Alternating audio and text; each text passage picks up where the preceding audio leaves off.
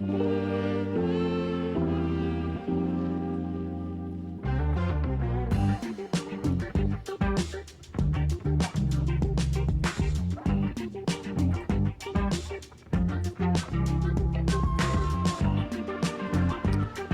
Thursday, everybody. Josh here with On the Wrong Lead. Another episode of Drank and Champagne. I am Drank, joined as always by Mr. Andrew Champagne. Andrew, how you doing, my friend? It's been a rough week, to be brutally and completely honest. I'm not going to try to drag down the energy of this because we've got a lot of fun things to talk about on this show, and we like talking about fun things on this show. Friday is closing day at Keeneland, so we'll be looking at the All Turf Pick 3. It is a very challenging sequence where I think if you're lucky, you could potentially be sitting on a nice score. The one thing that I am going to say, and I hope I don't get choked up on this, is just if any of you out there are pet owners, hug your pets. That's the long and short of it, and that's as much as I want to go in.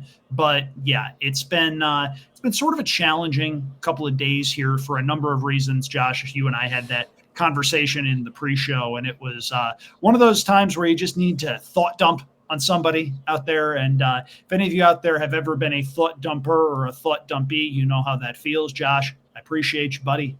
But yeah.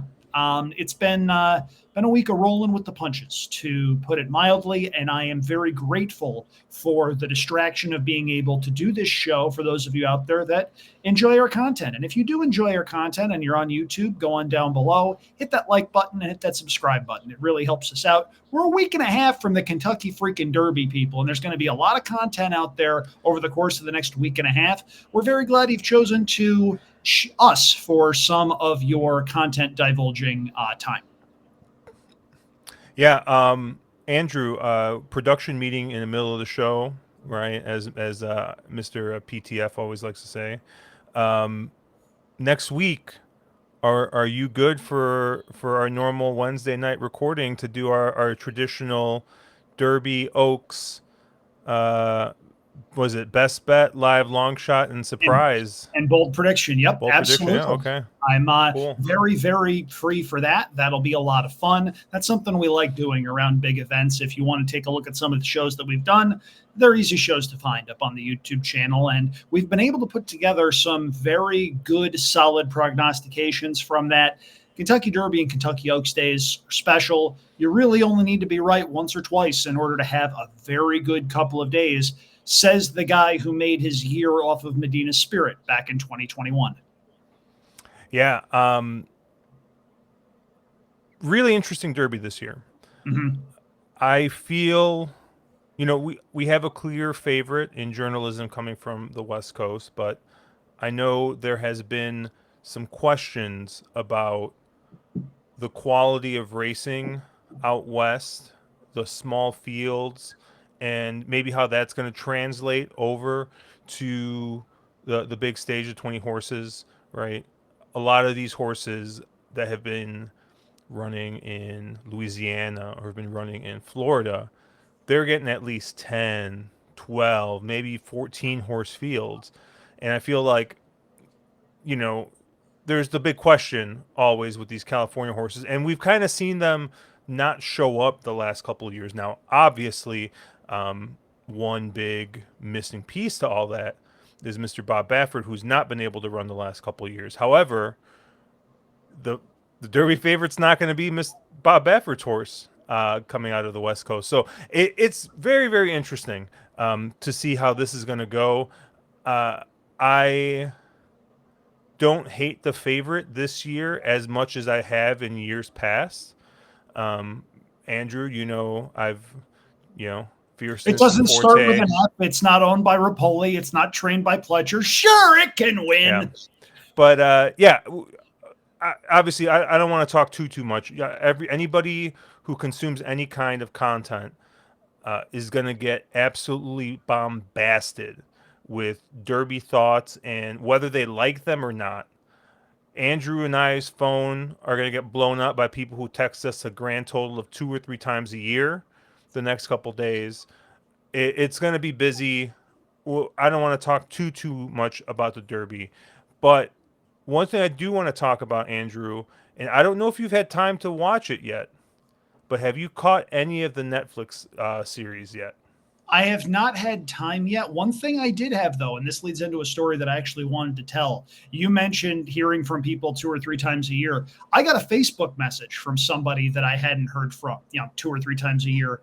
She started that series and she started talking to me about Michael Ivarone. And I said, Mm. hang on a second, you need to read this. So I sent her one of the best pieces of turf writing of the last 15 years or so. It was over on Deadspin, and it talked about IEAH and Big Brown and how once Big Brown got sold as a stallion, everything fell off a cliff and Rick Dutrow went away for 10 years and all this other stuff. It's a fascinating read. It's not an easy read, but if you're looking at that and you're going, this Ivarone character, something doesn't quite add up. That's not a new thing. Yeah, you definitely have not seen. At least for me, I didn't know really anything about Michael Ivarone. I mean, I've seen him, right? It's hard to miss him. And by seeing him, you glean, right? You can infer certain things. Um, he was he came across as just a normal dude. It was very, very interesting. See, I've heard completely the opposite.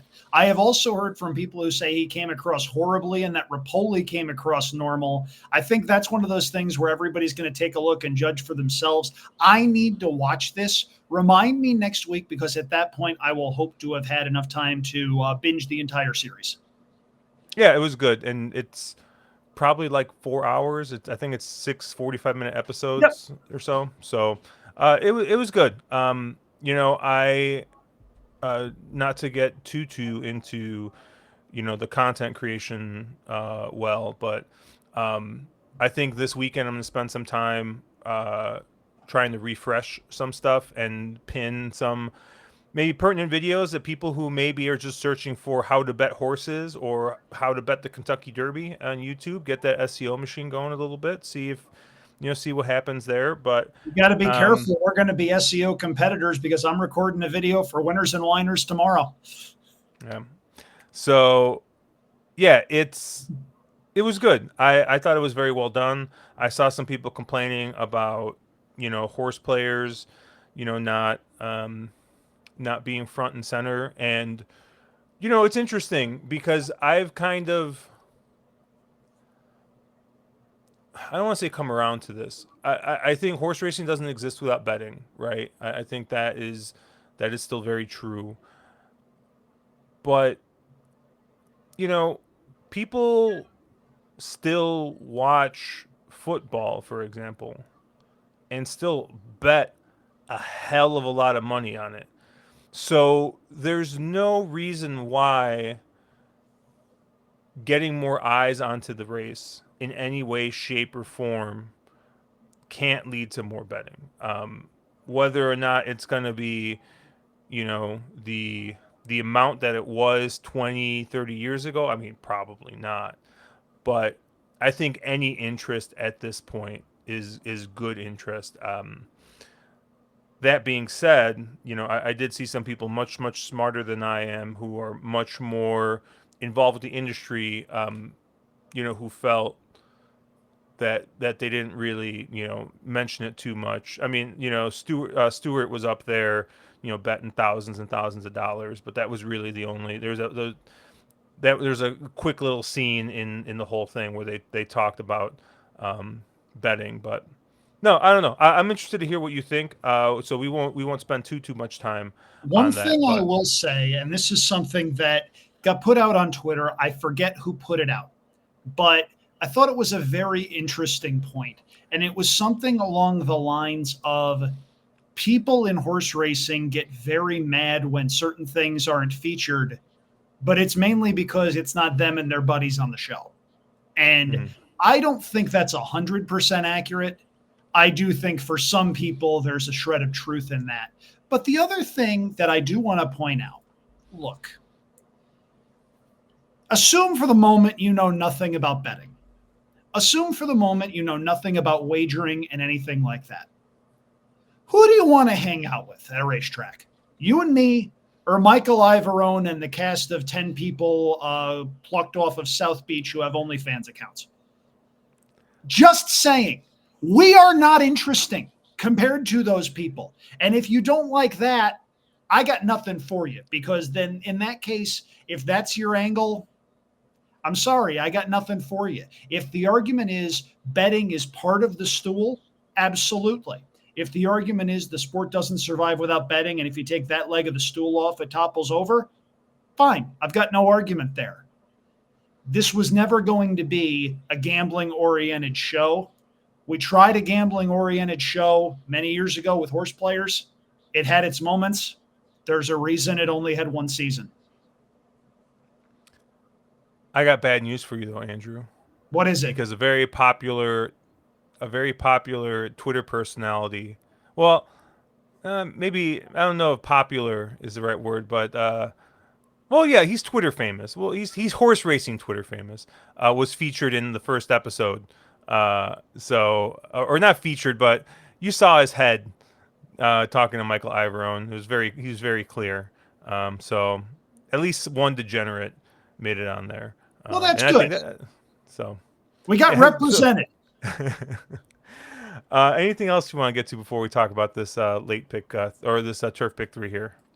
Just a quick cheap plug for those of you out there who watch the races over in Hong Kong. First of all, there will be an episode of You've Got to Be Shot-Tinning Me later this week. Strongly advise you to listen to that. Also, it's Champions Day overseas in Hong Kong, Saturday night and Sunday morning. It is a phenomenal card that is taking shape. There are going to be massive pools, races featuring some of the best horses, not just in Hong Kong, but in the entire world. Mr. Stewart has Goliath coming in for one of those races. That's going to be a heck of a lot of fun. You're going to want to pay attention to that. That's definitely something where I'm going to be producing a fair amount of content. Here on the Wrong Lead, they'll be producing a lot of content. And if you play one of the very popular horse racing video games online, Photo Finish Live, we're going to have something for you later this week. That's called Foreshadowing Kids. Follow the Photo Finish Live Twitter account for that. But for now, we're going to dive in to the All-Turf Pick 3 on closing day at Keeneland. That's this Friday, April 25th. I believe it starts in race number 5. It's 5, 8, and 10, right? Yep. Yeah, but before we get to that, I feel like we need to talk about race 1 a little bit. We do? Okay. Yeah. So, Andrew, I feel like there is something that a lot of people on Twitter would love to see. And I believe it's the number 2 horse in this race. And that's Champagne on Ice. Yeah, okay. That's all I got. I mean, I'll boo myself. That wasn't. It sounded better in my head. I will boo myself. Andrew, I felt like I saw you like pencil something down. I don't know if I just made the list. I was checking my phone. That's all. Oh, I thought I just made the list. I thought I was getting edged. Actually, Andrew, we didn't even talk about WrestleMania. No, we didn't, and that's probably a very good thing. No. Well, no, the highlight of the entire 2-day event was Joe Hendry coming out, and that absolutely made my weekend. The second say his name, and he appears, starts playing, and 60,000 people start singing his music. That's really cool, especially if you know his story. The main event, I'm not necessarily displeased with the result. I am very displeased with the way we got there. And if we keep going, we need to be very careful, because there's a sect of horse racing Twitter that loves Twitter beefs but hates professional wrestling. As if they're not the same motherfucking thing. People, get a grip. It's the same thing. Love them all or hate them all. There's no middle ground. You can't justify loving one and hating the other. Ran over. All-Turf Pick 3. Let's go. Fun fact about the Joe Hendry match, though. So it started, and I don't remember what I think I like got up to make popcorn or something. I stepped away for like 3 minutes, and that's all it took. Yeah, I come back to him just on the ground, and then Randy Orton being like whatever, and then I think I stepped away again, and then I just hear in the background, "Oh my God!" So I guess Randy Orton like stood him up and then Oh, did the him again. finish was So incredible. Hendry did his traditional spin around pose, and the camera didn't catch Randy coming in with the RKO until he was coming up out of the frame to grab him. It was really good. It was well done. I'll go back and watch the replay. You should. It's But very good. uh, yeah, it was funny. My wife actually came downstairs and she was like, "I thought I heard wrestling. You're watching wrestling?" Because I haven't watched anything in I can't even imagine. I can't even remember how long it's been, but um, because it's on Peacock and basically you don't have to pay for, like, if you already have Peacock, you don't have to pay for it. I tossed it on for a couple hours, so yeah, I don't want to get we're not going to turn this into the wrestling pod. That's your other podcast. So um but yeah, let's start here with this Turf Pick 3. It starts with race 5. We're going to be going a mile on the turf here for fillies and mares, 4-year-olds and up. We got a nice allowance field here. And we got a full field of 12. We got a bunch of AEs. Um, your morning line favorite is the number 1, Deep Satin. You got 7-2 on Sweet Rebecca, 9-2 on Buttercream Babe, 6-1 on Miwa, who's an AE, 8-1 on Mo Fox Given, double digits on everybody else. Andrew, I'll let you go first. Where did you land here? I can't believe this is an allowance race. This hits me as a grade 3 caliber field. It's a really good one. Deep Satin has a lot of talent, showed a lot of talent last summer. She sprung out of a maiden at Saratoga and went on to capture the Virginia Oaks at Colonial. I forget who it was, but someone after her win on July 14th tried to say that she was a candidate for the PG Johnson later in the meet. One problem: the PG Johnson is for 2-year-olds. She was a 3-year-old. And whoever it was on the Fox broadcast got playfully chided for that for the rest of the show. Deep Satin makes a little bit of sense here. I'm using her. The layoff is a little bit of a concern, as is the fact that Cherie DeVoe, while her horses are running second and third quite a bit, she's just 1 for 19. She was scorching hot at Fairgrounds, and that hot streak hasn't quite carried over to Keeneland. So there's a little bit of nerves there, but this is a horse that's working well and makes a lot of sense. I don't know if she's going to go favorite, Josh, because I think Sweet Rebecca might. That's horse number 8. I don't like Sweet Rebecca all that much in here.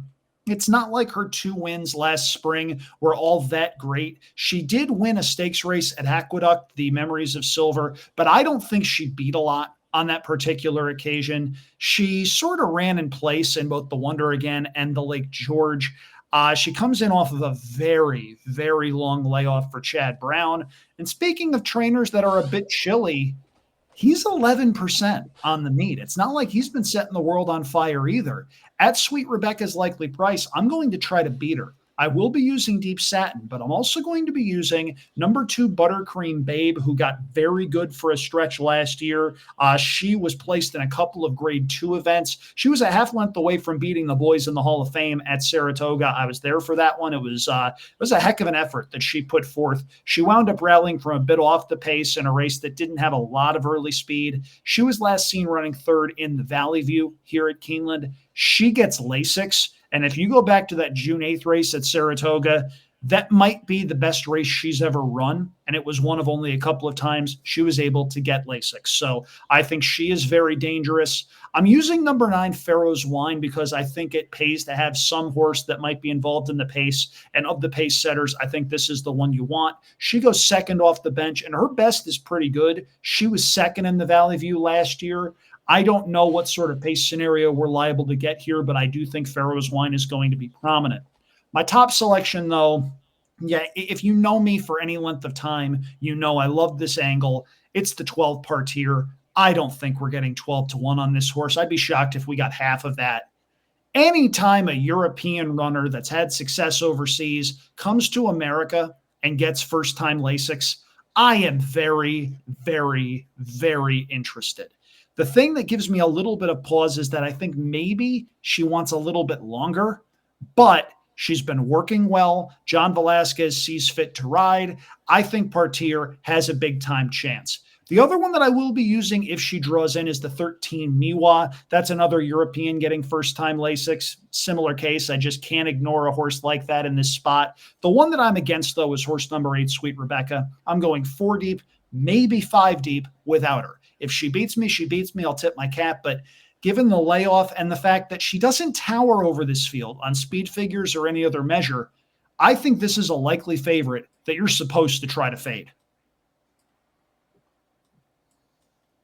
Yeah, I took a really close look at the 12 part tier, but if you're watching on YouTube, I've highlighted the 3 wins that this horse has had have been on heavy going, and I don't love that. Seeing that, I don't love. This is a horse that I think has gotten better with a little bit added distance. I mean, has won at the mile distance, but on it's just a different ground. But I mean, you're getting your price there, Andrew. I mean, 12 to 1 in the morning line, like you said, we'll see what we get. I wasn't too, I wasn't too, like I didn't stick my neck out this race, right? I did think that we are going to get a fast pace in this race, so I didn't want any horses that I thought would be on the lead in this race. I think my top pick is going to be the one Deep Satin. Is a horse that is able to come from off of it and close a bit. And even in that Virginia Oaks, they didn't go all that fast. They went 48 and 1, 112 and 2. And sat just off that pace and was able to close and kind of open up and win by open lengths in that race. So I thought, Deep Satin would be able to come from a bit off of it in here. Agree with you. Same with the 2 Buttercream Babe. I think this is another horse that is going to want to come from off the pace a little bit, and is not going to be, I think, front and center as part of the pace complexion. And lastly, I'm going to use the 6 Mo Fox given here for Mark Cassie and Irad Ortiz. I got to Um, tell you, that hits me as a very Josh horse, and I don't know why. this, you know, I think this is a horse that you can kind of cross the line through the last 2 races. I think the last race didn't get a shot, right? 24, they went 24 and 2, 49 and 1 at Gulfstream going a mile on the turf. I he wanted this horse, she wants some pace, didn't get any there. Same thing with kind of that handicap race going on the synthetic, 24 48, just didn't get a ton of pace. And then you kind of go back to the Sands point. You know, uh, that race actually came back pretty good, speed figure wise. I know didn't really run, ran fourth there by 3 lengths, but I don't know, man. I gotta tell you, this is one of the horses that has, at least some nice kind of, back form here, right? Has run pretty decently in some of these graded stakes, which I think you kind of mentioned, right? This race looks more like, grade 3 type. And yeah, I thought this is a horse that's definitely been able to run, closing from off the pace, has run well at Keeneland if you go back to last year's Appalachian. So yeah, I thought this is one coming back here to Keeneland, coming back to a surface I think the horse likes. And yeah, hopefully getting a little bit of pace here to close into, I think might be a positive for this horse. So I'm going to be 1, 2, and 6 in here. I thought about Mo Fox Given, but I kept looking and I kept seeing a horse that seems to find trouble. I don't think she's a very easy horse to ride. You do get a Rat Ortiz Jr., however, second off the bench. And I agree with you, maybe not on the last out effort, but certainly the 2 back effort. Just draw a line through that one. Some horses just do not like the Gulfstream Park synthetic. I get why you like this horse. And if you think this race is likely to fall apart, she makes some sense. I just see a horse that likes to find trouble, give herself too much to do, and then clunk up for a piece of it. That's all. All right, moving on to race 6, or not race 6. Whoops, Race race 8. 8. The Bewitch. We're gonna be I going a was going to mile say, I and a half. haven't handicapped races 6 and 7 yet, Josh. Race 8 here, the Bewitch, grade 3 for fillies and mares, 4-year-olds and up. We're going to be going a mile and a half on the main track. And, you know, you have 2 short prices in Immenstitude and Forever After All, who both look very, very good in this spot. Um, but I'm using neither of them. Here we go. Uh, Immensitude has got one of those horses that just seems to not get there. You The know, term you're looking for is hanger. yeah, I mean, sure, or as Mark likes to say, doesn't like to get her picture taken, right? That works too. Um, and I was like, okay, yeah, but you get Flavian Pratt instead of Junior Alvarado, and like I said, Junior Alvarado is a fine rider. He's not Flavian Pratt though. But Flavian's also ridden this horse before to just like not a great effort in the Mint Julep. Granted, it's a Churchill Downs turf course. It was yielding. Fun. It's a funky turf course still. Even after all these years that they can't grow grass in the bluegrass state for some reason. Um, but yeah, I just don't think at her price is one I'm going to want to touch, especially because I'm already in the first leg of this pick three. I'm already taking probably three of the top 4 or 5 choices, right? So I gotta make a separator somewhere, right? The three Forever After All, I think I was a little bit more interested in, um, but you know, I thought maybe this is one that I don't know. I just didn't really have much of a excuse. I think last time out. Is one that's kind of showed up in these very, very slow paces and has been able to close in. But I don't know. It just there was just something about this horse that just it was just not for me.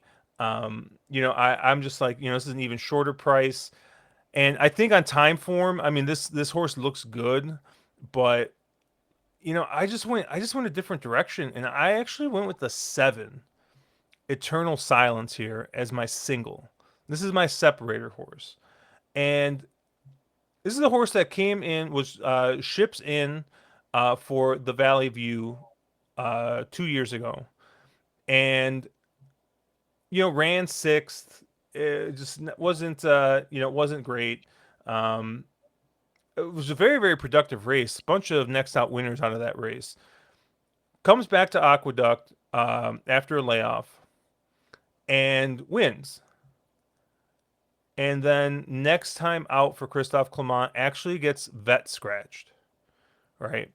Gets vet scratched, gets laid up once again for 6 months. Uh, yeah, 7 months. I can't do math right now, but comes back to Tampa and looks like a winner for a bit, and ends up kind of just kind of fading to fourth. To me, that screams horse needs a race, right? Came up a little bit short. Now, granted, Andrew, I already can hear you, but Josh, if you go back, she had Lasix and didn't have Lasix. Maybe that's the reason why it I came up don't short. sound like that.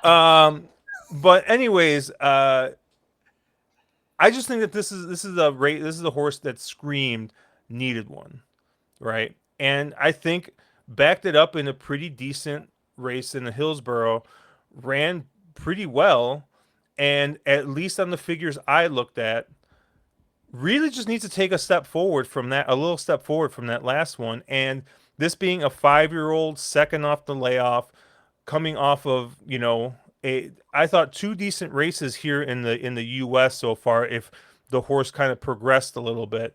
So yeah, it's a little bit speculative, right? This horse is not the fastest horse in the race on speed figures, but I think second off the layoff, needing after looking like a horse that needed that race, and the fact that Christoph was more than happy to put this horse in such a tough spot, off that layoff. Um, I just think speaks to what he thinks of this horse. So yeah, I like Eternal Silence here. It's gonna be my lone A. And yeah, I'm gonna let the 2 short prices beat me. I would really like Eternal Silence if this race was a mile and an eighth. I'm not sure she wants to go a mile and a half. That's my hesitation with her. There's plenty of quality there. If you look back in 2023, they tried the Irish 1000 Guineas with her. That's a prestigious race. I think she needed that race. Her races 2 and 3 off the layoff were both very good. So that goes to your point about maybe she's sitting on an improved performance here. I just don't see a mile and a half in her pedigree or in her running style. I think a mile and an eighth is well within her scope, maybe even a mile and a quarter. A mile and a half is a specialist distance, and I worry she's going to need more pace in front of her than she is likely to get.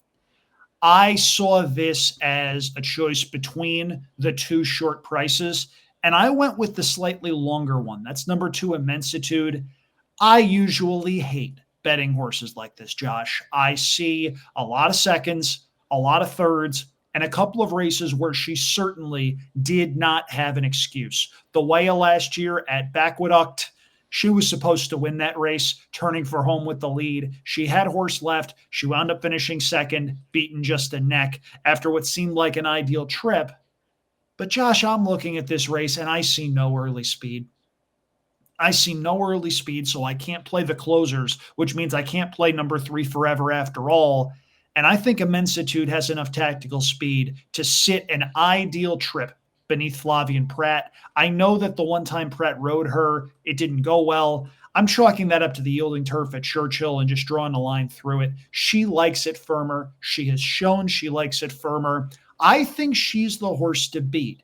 If you want to go too deep in here, if by the grace of God you have a strong opinion in legs 1 or 3, first of all, more power to you. I thought those were very tough races to handicap.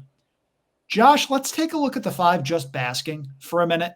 This would be my second choice because we know Just Basking can go a distance of ground. She won going a mile and a quarter last year at Churchill, albeit on dirt, and she was a very competitive third in the Grade 1 Alabama. She was third beaten a length. And if you're looking at the past performances, that's not a typo. 9 to 10 wide in the upper stretch. If you want to laugh at a couple of rides, watch the Alabama. The ride on Power Squeeze was a thing of beauty. The ride on some of the others, not so much. Just Basking got put away after that performance. She came back in an optional claimer at Fairgrounds, probably never had a chance. She just sort of ran around the racetrack. She stretches back out to a distance of ground, and at a minimum, Josh, we know the distance will not beat her. I think she has some tactical speed. If you look at the Iowa Oaks, it wasn't like she was totally far back early on. I wouldn't be surprised if she's at least in range in the early going. And if you're looking for a horse to throw in underneath one of the two prices and just hope that the other chalk doesn't fire, Just Basking might be the horse. My biggest concern is the jockey. I know why Chris Landeros is riding for Ian Wilkes. I really wish he wasn't. I'm sorry. I know that makes me a horrible person, and I try very hard not to bash jockeys. There's no way he was the best option in the room. Yeah. Yeah, I don't hate it. Yeah, like the 2 and the 3 to me just seem like very known quantities. The 2 I think is just looks like a hanger, like we said. The 3 is very consistent, especially like I said. If you believe in time form figs, right, consistently is running in that 116 to 118 range, right, and I believe the 7 has got like 108s and 109s. But what I like I said, the big thing is I like that basically came back off that layoff in the Hillsborough and basically paired what they ran as a 4-year-old Aqueduct off that long layoff. I just see improvement when I have 2 horses that I think we know what they are. The 4 maybe still has a little bit of room to kind of improve, but yeah, I do think the distance is a fair question for that one. Yeah. At any rate, my plan here, I'm going to be singling Immensitude in this All Turf Pick 3, but I will have a couple of smaller general 50-cent Pick 4 tickets because you can play more combinations at a 50-cent minimum than you can at the $3 minimum here. I'll have some tickets with Just Basking on them because I think 12 to 1 is a bit too big a price on a horse where we've already seen that at her best, she's Grade 1 caliber. We just don't necessarily know if she can do that on turf. But Ian Wilkes is a heck of a trainer, and if he's willing to give it a shot, I would have to think that she's at least doing well. And with that in mind, I've got to at least use her somehow, even if it's not in this wager. All right. Race 10. $110,000 maiden, mile and 16th on the or on the main turf track I on the was going turf. to say, if this is the main track, something's gone horribly Yeah, wrong. man, I'm just like ready for bed apparently at this point. Um, yeah, Andrew, I got to tell you, man, this is just peak. Uh, I don't know. I mean, we talk about Oak Lawn where they put those Archie bread races at the end, and it's just like Hey, don't you. let Chase hear you bash Archie breads. Okay, but Archie breads are like the Mac, right? And I mean, a lot of people like that Thursday night Maction. Like I mean, Okay, you're nothing wrong with talking it. about the Mid Atlantic Conference, the Mid American Conference, rather, not the Metro Atlantic Athletic Conference. There's two MACs. I'm talking about Mac football. Yeah, okay, there we go. I see. I Yeah. needed to say that because I cut my teeth in the Matt Ack working at Siena for a couple of years, so there will be no Matt Ack slander. Mac slander, um, fire away. but I don't know. Like every year, someone puts out like a highlight reel, and I mean, obviously they put it to like the Benny Hill theme of just like the kind of stuff you see at Mac football. But right, and that's Archie bread, right? Entertaining, right? It can be lucrative, but man, is it chaos. This is chaos in a different way, because I I have a very strong moral. I, I, I don't know how to put this, but like one of my philosophies when it comes to doing content is if I'm giving out a play. So if I'm not just handicapping races and telling people saying what horses I like, but if I'm actually putting out a ticket, or if I'm doing Chase's show and I have $100 budget, right? I'm actually going to bet every single thing that I put out there, right? So when I give a ticket, right, I give a ticket and I play that ticket. I can count on one hand the amount of times I've given a ticket out and haven't played it, and none of them have been due to like maliciousness or due to the fact that I just like am not gonna play it. They've all been, I think, and I'll be honest, Matt will tell you, they've all been shots in tickets that I forgot to put in and fell asleep before putting them in. Um, Shots in by the will be. way, Yeah. by the way, my strike rate on that, I think I'm hitting like 25%.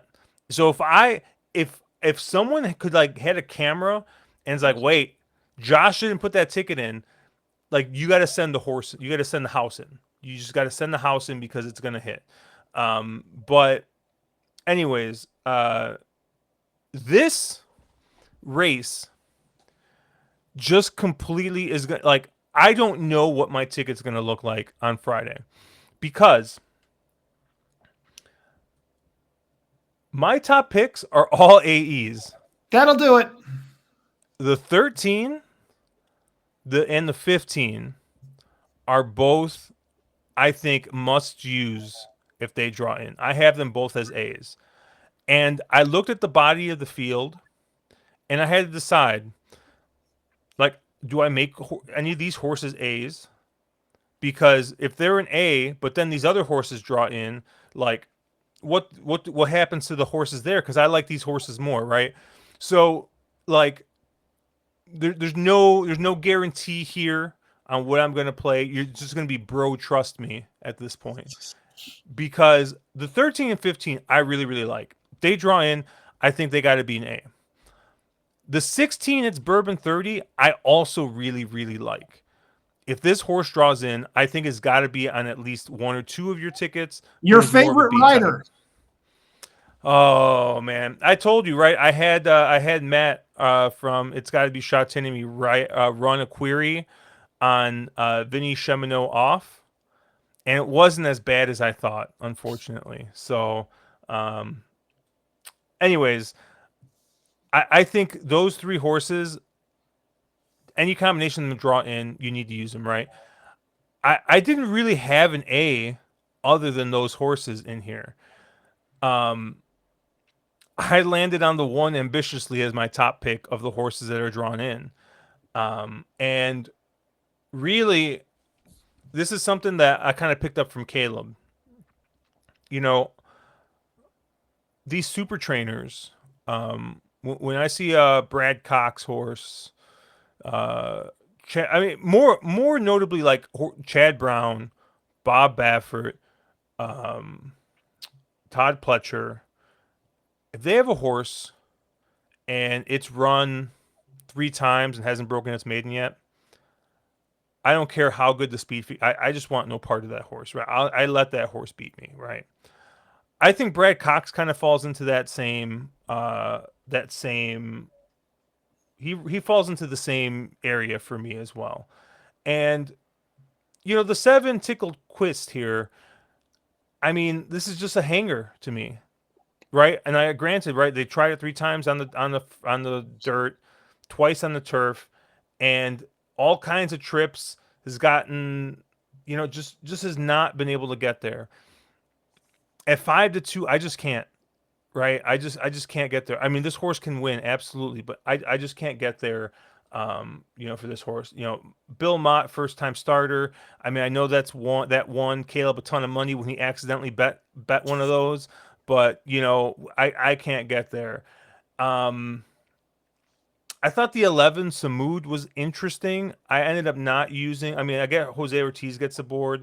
I don't think that speed figure came back all that fast, but I guess take a step forward. Maybe that's one that can kind of take a step forward. But I thought the one ambitiously, uh, ran pretty well, speed figure wise in that fairgrounds race, and it gets Irad to jump aboard, and Irad and Sherry is, I mean, over the last couple of years is actually, I think, a pretty good combination. I don't have stats up because Brisnet only shows the last 60 days, and I don't think that they've had many, or if any, the last 60 days for them riding together. But I'm pretty sure that together they have some obscene statistics. Now, granted, Sherry's not had a great Keeneland meet, but I think you're getting 12-1 here. I think you're getting the right price. Ambitiously, of the horses that drew in, I thought I liked the most. Um, I thought the 4 Tempest Volat and the 5 Stormy Passage were the other 2 lightly raced horses that I wanted to take a shot with. Tempest Volat obviously ran a turf sprint, ran okay, but I kind of see that pedigree, not this time in Warfront. And I think this is a 2-turn turf horse, right? Miler, and 16th. So I think the stretch out's going to be good. Steve Asmussen's getting Joel Rosario to ride, who's had an okay meet so far at Keeneland.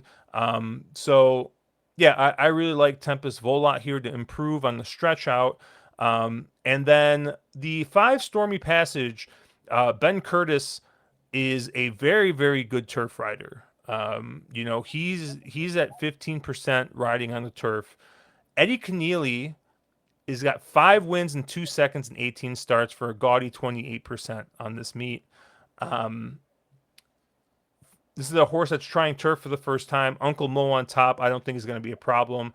Empire Maker on the bottom, not necessarily the turfiest of pedigrees, but yeah, I thought that this is a horse that I could see some improvement coming to the turf. Has been working very, very well at Churchill Downs. Last seen working 47-4 on the main track at Churchill Downs. So yeah, I really like the 5 Stormy Passage here as one of the lightly raced horses who is a horse I can't say that I've seen enough of. So I like the 1, the 4, and the 5 in this race. But if the 13, 15, and 16 draw in, I mean, that's just going to mess up all my tickets, and who knows what the heck I'm going to play. There we go. That's the spirit. Way to have some conviction there, Josh. I say that with the understanding that we agree on a lot of this. If Vivaldi draws in particular, I think you have to use him. His return off of a very long layoff was far from bad. He absolutely needed that race. And I think if he draws in, he's got a big chance. He's your likely favorite if he does. I am with you. I don't like Tickled Quist. Generally speaking, I'm just not crazy about fairgrounds turf horses. I've found that that form doesn't necessarily travel as well as it should. And I thought Tickled Quist had a picture perfect trip last time out and just got beat. That one is going to have to beat me. If that one does beat me, fine. Wouldn't be the first time I got beat by a Brad Cox runner. I'll tip my cap and I will move on. I'm using a couple of the horses that you mentioned, but my top pick is number 11, Samud. This is a runner that debuted going a mile and a 16th at Turfway. That's a very challenging distance for a first-time starter. When you see a first-time starter going 2 turns, it's interesting because some horses are clearly in there just to get a run under their belts. Samud looked like a horse that was in need of a run under his belt, but then he winds up rallying and darn near wins the race. He's second beaten a neck. Granted, given the early fractions, the front runners probably came back a little bit. But I look at that pedigree. That is the turfiest pedigree you're ever going to see. By Kitten's Joy out of a classy mare by Singspiel. This is a runner that is bred up and down to do what he's going to do. And most importantly, Josh, I think there's a lot of early speed. You had mentioned Tickled Quist as a potential early speed type. I think Sweet Freedom might go. I think there's a chance Sardis winds up going. I think Stormy Passage winds up going. I think Mr. Colossal winds up going. I think number 12, American Only, winds up going. And if we're looking at the also eligibles, number 15, Sully, has a lot of early speed. And so does number 16, It's Bourbon 30. I think there's a massive amount of speed in here. I want closers. And for that reason, Samud is my top pick. The other two that I'm using in this wager, though, assuming that the 13 doesn't draw in, again, if the 13 draws in, I think you need to use him. I am going to use Ambitiously, your top selection. That was a horse that probably never had a shot last time out. I see 51-1 for the half, and I see that this horse was 10th, 8 lengths back. That horse, just chalk that up as a learning experience and move on. You see a Rat Ortiz Jr. hop aboard when he had some options. I don't think we're getting 12-1 on him. The other one that I am going to use is number 4, Tempest Volat. I'll add a pedigree note to what you had mentioned. The dam on that one is a horse named Bella Carina. She threw a grade 3 winning turf router by the name of Delahaye, so there is stamina in the pedigree, and Steve Asmussen's horses tend to get better with experience. You mentioned Stormy Passage. I like the pedigree on this one. He is a full to 2 multiple winners, so you know that that pedigree can produce a nice horse. I like the workouts. I'm just a little bit concerned by the fact that it seems like he's an early speed type. And I think there's a lot of early speed in this race. So if you're going to give me a horse coming in off a bit of a break, give me Tempest Volat coming in off of a 2.5-month break. But I put Stormy Passage in the same realm as Just Basking. I will be playing some late pick 4 tickets, and he's going to be on them. Nice. Anything else you want to talk about in this race? It's a really fun race to end the Keeneland meet on. I mean, there's every chance, by the way, that a horse we didn't really talk about, number 8, Operation Sunrise, is a runner. I think you and I are both in the same boat, though, in thinking that one probably needs a race for Mr. Mod and company. All right. Andrew, I got your ticket up here. It's a $36 play. For now. Well, yeah, I know.